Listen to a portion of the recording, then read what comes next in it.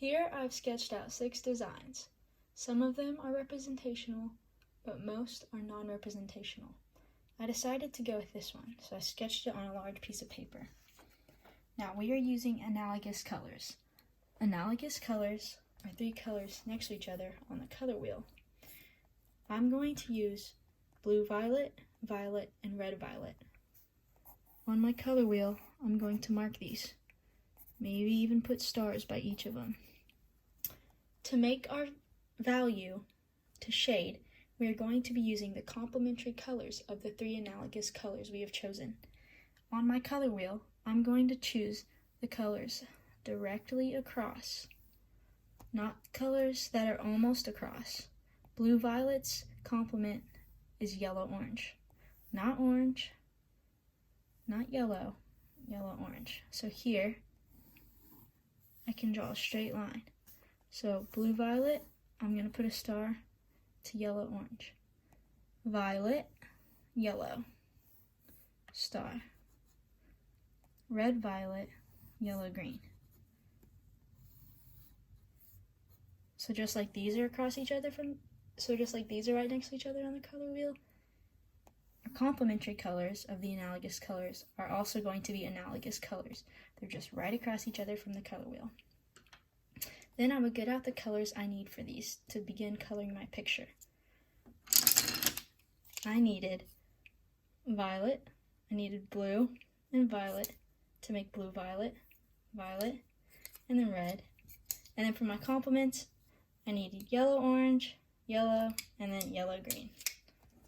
So what I'm going to do now is I'm going to choose one shape. Each shape is going to be one of the different analogous colors I chose. Blue violet, violet, or red violet. I'm going to start with blue violet. First, I will take my blue colored pencil and work in small circles to shade this shape. As I'm shading naturally, I will tend to just darken some areas, and if I like it, I'll go over it more. This will show me where I should create the value with my complementary colors. So I'm kind of liking the shading right here, so I'm going to deepen that area by layering on top. To make a color darker and deeper, I do not have to push down more, but layer my pencil. Okay? If you want a really solid color, you're going to use the circles with your colored pencil to the side, and then rotate your pencil so that now you are coloring more with the tip of your pencil. And the tip will fill in the teeth of the paper, and then you'll get a solid mark like that.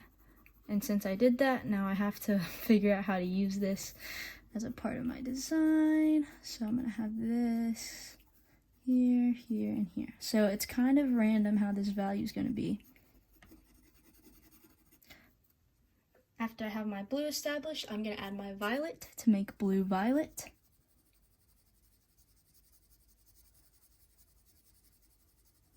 And remember, I'm shading with nice small circles, and I'm filling in the white space.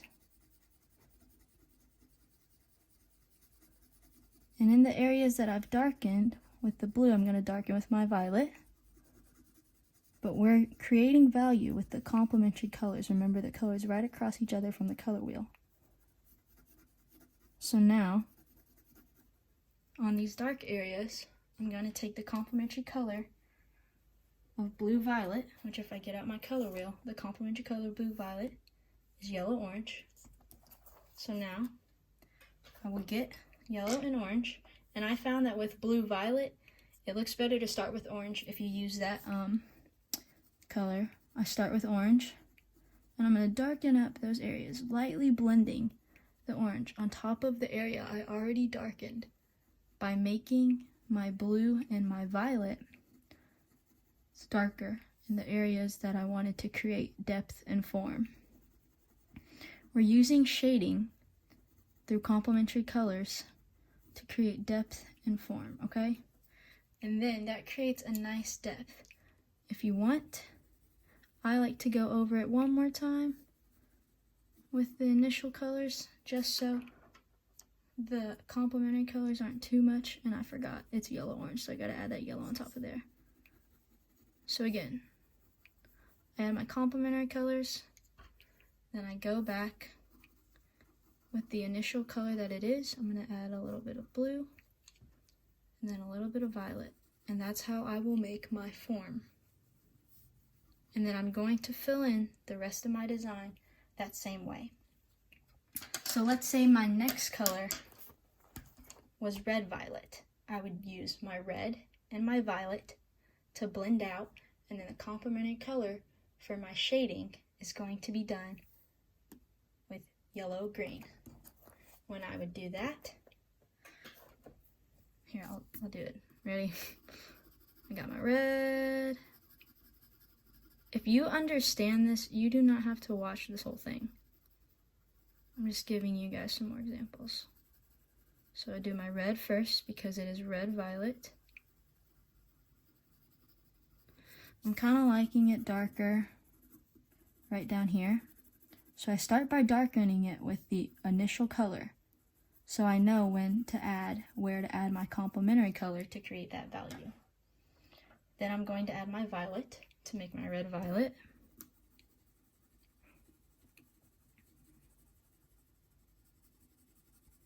And again, I'm shading in nice, consistent circles.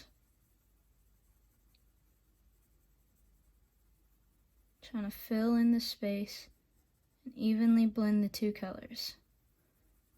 This is not about rushing, okay? And I know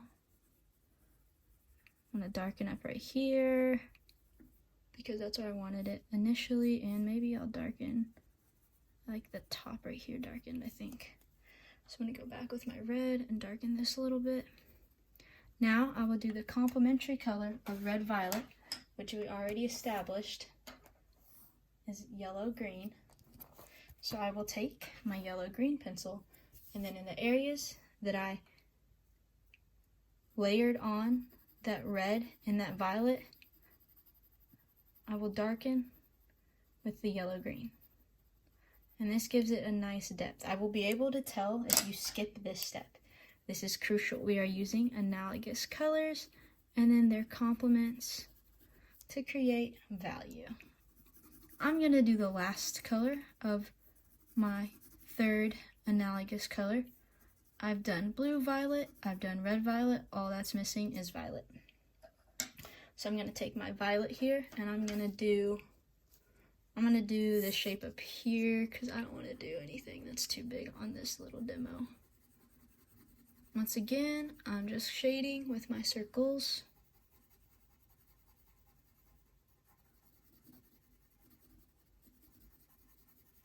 And I automatically just darken something.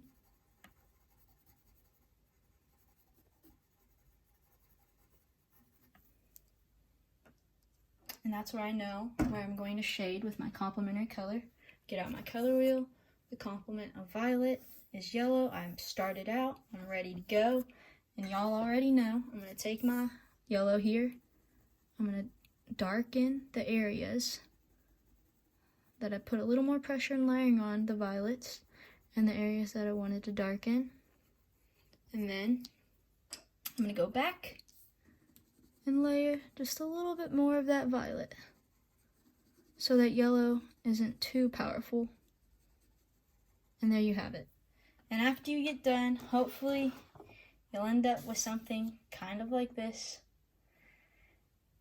So yeah.